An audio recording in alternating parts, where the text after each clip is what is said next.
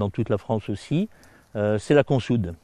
C'est une plante absolument merveilleuse, ça fait près de 15 ans, 20 ans que je la vends par voie de correspondance ou que je fais des purins ou que j'utilise dans les jardins. Elle est vraiment exceptionnellement utile, quoi. Elle permet de couvrir rapidement, hein, quand on veut un mulch, un paillage végétal riche. On la ramasse, on la coupe, on la met en petits bouts et on paille tout autour des légumes.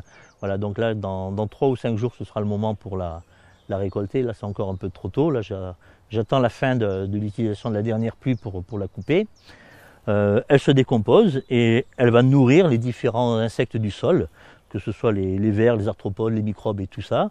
Et donc, elle va me refertiliser le sol avec une nourriture facile à digérer, rapide, un petit peu la nourriture des sportifs, un petit peu le sucre de l'effort là pendant la course. Donc, elle ne fait quasiment pas de résidus, c'est-à-dire que c'est pas sur elle qu'il faut compter pour mettre de l'humus long terme, des humus stables ou comme faire un compost de BRF ou de bois ou autre.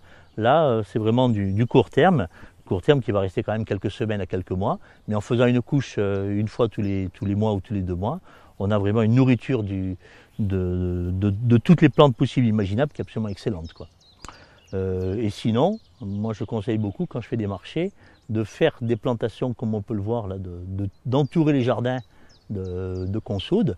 Comme ça on a une alimentation, je dirais, proche, et à la limite on pourrait mettre tous les amendements, tous les fumiers sur la consoude extérieure et nourrir uniquement le jardin, uniquement avec le transport de fertilité de l'extérieur vers l'intérieur, puisqu'en plus elle va aller très très loin chercher énormément d'éléments divers et variés en grande profondeur, donc elle arrive à extraire du sol tout ce qui va être absolument excellent ensuite à remettre à disposition de la surface. Et plus on enrichit la surface, mieux c'est au niveau de l'équilibre du sol, où les grandes quantités, que ce soit de matière organique, d'azote, de carbone ou autre, doivent être sur la litière et ensuite diminuer tout doucement pour ne pas donner trop à manger aussi au sol et encore moins en profondeur.